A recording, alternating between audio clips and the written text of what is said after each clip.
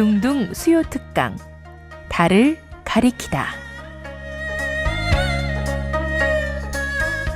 매주 수요일 코너입니다. 달을 가리키다. 성현들은 달을 가리키고 있지만 우리는 그 손가락만 보고 있지 않은지 돌아보는 시간인데요. 종교의 문자나 상징이 아니라 그것이 가리키고 있는 종교에 참된 가치에 대해 생각해보는 시간입니다. 내일은 민족의 명절 개천절입니다. 개천절은 우리 민족 최초의 국가인 고조선 건국을 기념하기 위해 제정한 국경일로 우리나라의 5대 국경일 중 하나인데요. 개천절에는 건국을 경축하는 의미와 하늘이 열렸다는 우리 민족 고유의 신앙적 의미도 담겨 있습니다. 우리의 시조 단군은 어떤 정신으로 나라를 세우고 어떤 민족이 되기를 바라셨을까요? 오늘은 단기 4357년 개천절의 의미와 역사에 대해 한국민족종교협의회 이사이고 미래로 가는 바른역사협의회 상임대표이신 이찬구 박사님과 말씀 나눠보겠습니다. 박사님 안녕하세요. 네, 안녕하세요. 반갑습니다. 네, 반갑습니다.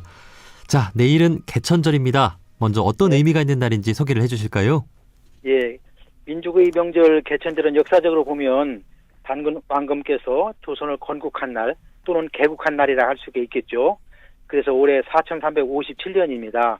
이것은 이제 주년으로 말하니까 4356주년이 되겠습니다. 건국한 날이면 이제 건국절이라 할 텐데요. 우리는 건국절이라 하지 않고 개천절이라고 말하고 있거든요. 네. 그래서 개천절을 또 건국절로 기념하는 나라는 우리나라밖에 없을 것 같습니다. 그리고 또 한 가지 예를 들면 우리 민족 종교인들은 내일 개천절에 다 같이 모여서 이 개천절을 축하하는 공연을 가질 예정입니다. 예. 자, 말씀해 주신 대로 다른 나라들은 건국절이라고 하지 않습니까? 그렇죠. 그런데 우리나라는 왜 개천절이라고 하는 걸까요? 그래서 이제 이 개천이라는 말이 강조가 됐는데요.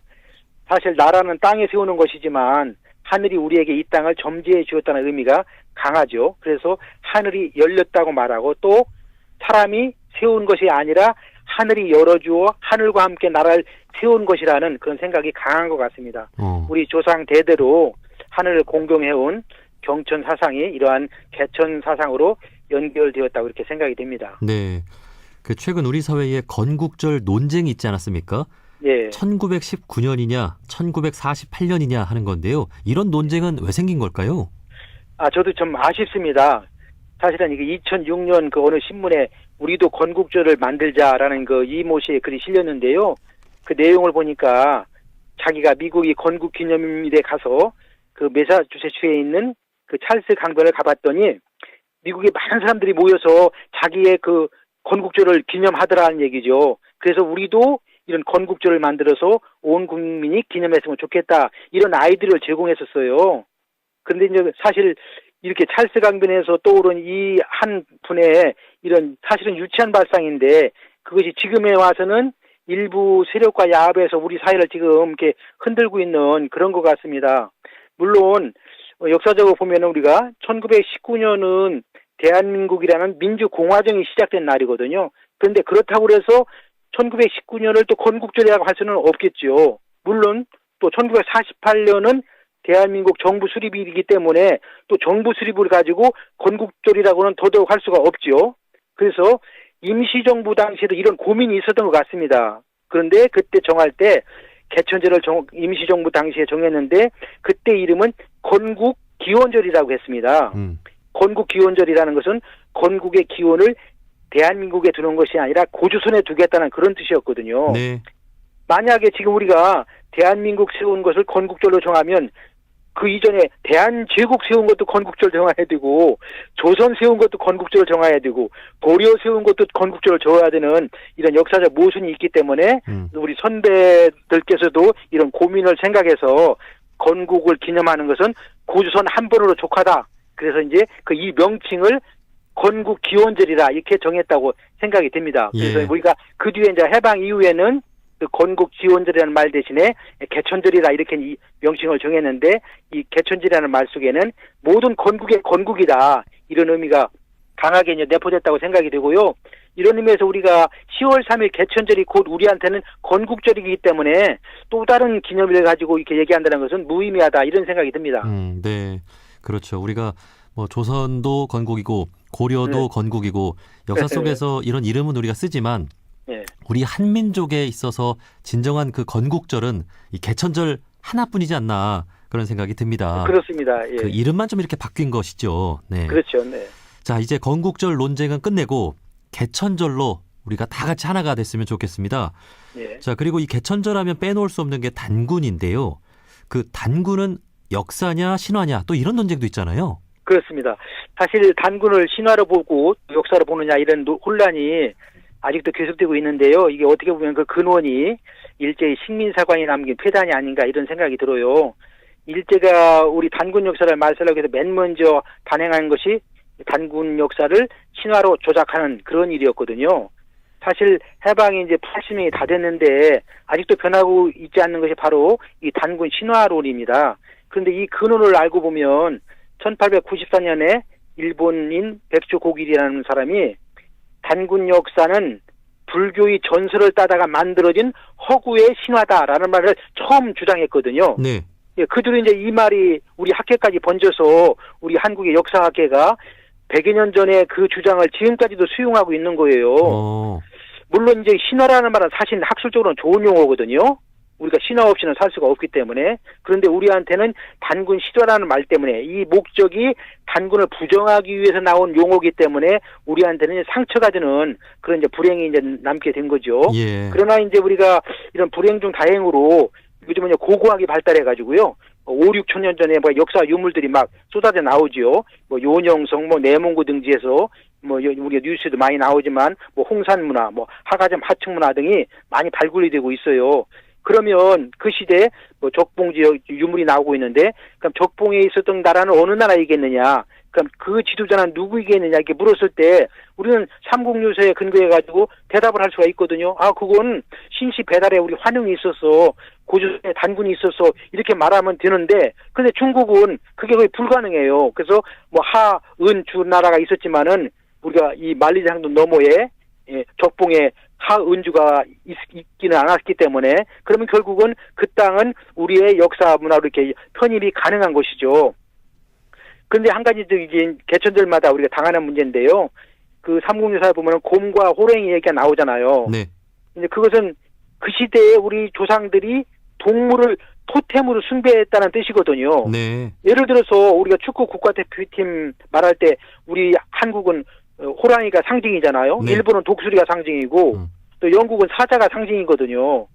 그래서 축구 시합을 하는데 그렇다고 해서 운동장에 호랑이가 나오고 사자가 뛰는 건 아니잖아요. 예. 그렇듯이 그건 상징이었기 때문에 그래서 이제 우리가 단군 역사는 이제는 고고학의 도움으로 많은 부분들이 보완되고 증명이 되고 있어요. 그래서 이제는 우리가 단군이 신화냐 역사냐 하는 그런 물음 논쟁 자체도 오늘이 마지막이었으면 좋겠고요. 우리가 더욱 고고하게 의지해서 역사를 앞으로 이제 연구하게 되면 단군 역사가 확실하게 이제 증명이 되리라고 생각합니다. 네.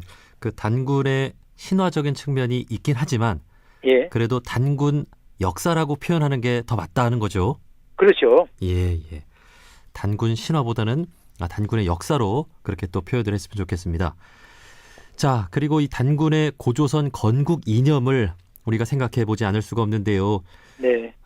우리 시조인 단군이 홍익인간의 정신으로 나라를 세웠다는 것은 다들 알고 계실 것 같습니다. 이 홍익인간의 정신은 어떤 것이었을까요? 네. 그 고조선의 건국 이념은 우리가 홍익인간이다 이렇게 말을 하고 있죠. 그 용어상으로 보면은 널리 또는 크게 인간 세상을 이롭게 하라는 내용인데요. 사실 이 홍익인간이라는 말은 삼국유사를 보면은 환웅으로부터 단군이 받은 거거든요.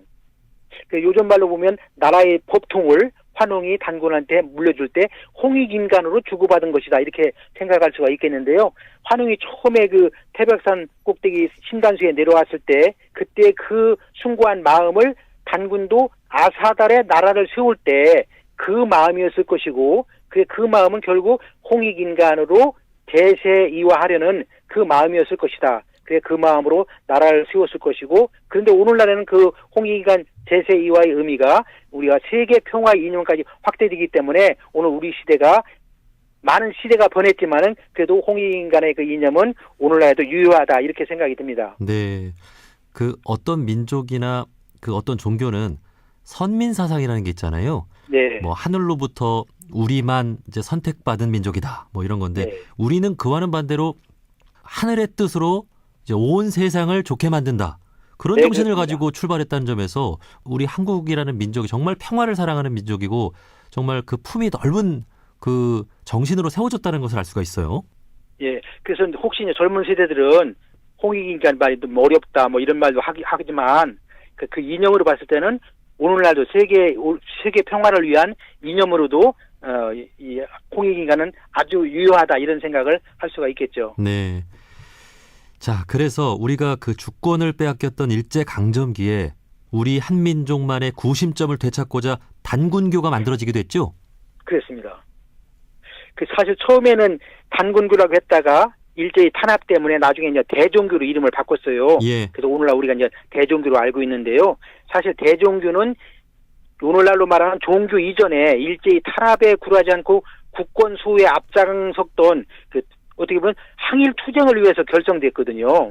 그래서 이런 대종교의 그 어떤 민족사에 대한 공헌은 우리가 대단한 것이고 또 지금 와서 그것을 폄하해서도 안 될 것 같습니다. 네. 그런데 요즘 그 들리는 말로는 대종교에 막 전화해서 홍익인간 없애라, 뭐 개천절 없애라, 막 이렇게 막 협박 비슷한 그런 그 전화들을 한다고 그래요. 그런 사람이 있어요?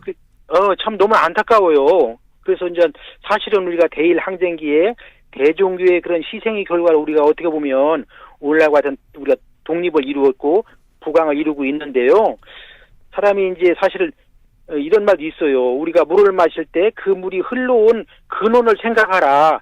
이런 옛말이 있거든요. 네. 그래서 대종교를 종교 편향의 관점에서 바라보지 말고, 그 당시에는 불가피하게 독립을 위한 하나의 방법으로서 대종교가 결성됐고, 그래서 대종교가 그런 역사에 공헌을 했다. 이렇게 이해하면 좋을 것 같습니다. 그래서 차라리 개천절 날이 돌아오니까 대종교에 격려와 감사의 전화가 필요하지, 이렇게 비방하는 전화는 필요하지 않을 것 같습니다. 그럼요. 그런 생각입니다. 네. 단군의 정신을 기리는 그 종교로서 이 대종교가 여전히 그 역할을 하고 있으니까 참 우리가 참 고마워해야 될 종교 같습니다. 네. 예. 자, 이렇게 홍익인간 정신은 우리가 늘 되새기고 이어가야 할 정신이 아닌가 싶은데요. 그런데 이 개천절의 의미도 과거보다는 좀 축소되는 것 같고 우리 그 한국인들이 이 홍익인간 정신을 좀 잘 모르고 있는 것 같기도 해요. 그렇습니다. 그것이 좀 아쉬운데요. 물론 이제 세상이 발달하면서 이게 뭐 아름다운 미사여가 많이 등장하고 오히려 그 사이에 혼란을 부추기고 있는 것 같아요. 그래서 제 생각에는 홍익인간을 그런 뭐 미사여구 속에 하나로 평가하지 마시고 진정으로는요 우리 조상들이 나라 사랑하고 민족을 사랑했던 그런 정신으로 새기고 기억했으면 좋겠습니다. 네. 사실 홍익인간이라는 이 말에는 더 이상의 수식어가 필요 없을 것 같습니다. 그런 네. 의미에서 좀 우리가 이 홍익인간을 좋은 의미로 기억해서 젊은 세대들이 이 시대에 맞게 생각을 해줬으면 좋겠습니다. 네. 자, 이 개천절은 벌써 반만 년의 역사를 지니고 있고 이 홍익인간의 정신은 북한과도 공유하고 있는 정신 아니겠습니까? 그렇죠. 북한에서는 이 개천절이나 홍익인간 정신 좀 어떻습니까? 예, 여전히 북한에서도 우리와 같이 이렇게 개천절 기념 행사를 하고 있답니다. 작년도 이렇게 제가 뉴스를 검색을 해보니까요. 작년도 10월 3일에 평양 단군릉에서 개천절 행사를 개최했더라고요. 그리고 자료를 보니까 2020년 코로나 때문에 한 번 행사를 못하고 한 번만 빠지고 그대로 계속 개천절 행사를 민족의 경축일로 거행했다고 이렇게 알려지고 있습니다. 사실 이제 우리 민족종교 입장에서 보면 2000년대 초에는 우리 민족종교 또 북쪽과 같이 이렇게 손잡고 남북한 또 해외 동북 한 자리에 모여서 개천절 민족 공동 행사를 개최했었거든요. 네. 물론 이제 지금은 이게 남북 정세가 좀 너무나 좀 안타깝지만 그래도 우리가 같은 민족으로서 개천절을 함께 공유할 수 있다는 것, 또 앞으로도 그러한 기회가 생긴다는 것을 생각할 때 그래도 이 개천절이 있어서 다행이 아닌가 이런 생각이 듭니다. 예. 개천절 남북 공동 행사. 네. 예. 앞으로 다시 할 수 있기를 또 기대해 봅니다. 예, 꼭 그런 날이 왔으면 좋겠습니다. 네. 개천절 또 한글날도 있고 네, 예. 광복절, 뭐 3.1절 다 우리 남북한이 하나일 때 우리가 이렇게 같이 남북이 물론 그 동질성으로 서로 확인하는 좋은 기회거든요. 예, 그렇습니다. 그래서 이제 개천절을 비롯해서 광복절, 3.1절도 같이 공유하는 그것이 좀 많아졌으면 좋겠습니다. 네. 자, 이렇게 민족의 대명절입니다. 개천절 우리 민족만의 명절인데요. 하루 앞두고 있습니다. 끝으로 하고 싶은 말씀 있으면 한 말씀 해주실까요? 네. 저는 지난 8월 달에 중국 적봉 지방을 방문해서 역사 현장을 보고 왔습니다. 그곳 현장을 제가 다니다가 고조선 시대에 사용되는 것으로 추정되는 그 고문자를 이제 발견했거든요. 내일 개천절을 맞아서 이러한 내용을 처음으로 이렇게 공개 발표하려고 합니다. 만약에 이제 그 고조선의 문자가 밝혀지면 우리 고대사 연구에 어떤 획기적인 전환점이 될 것 같기도 하고요. 또 좀 우리 역사가 사실 일제 그 식민사관으로 인해서 많이 왜곡됐기 때문에 그런 역사가 바로잡혀졌으면 하는 그런 생각도 가지고 있습니다. 예, 고맙습니다. 자, 한국민족종교협의회 이사이시고 지금은 미래로 가는 바른역사협의회 상임대표이신 이찬구 박사님과 말씀 나눠봤습니다. 박사님, 오늘 말씀 고맙습니다. 예, 감사합니다. 안녕히 계세요.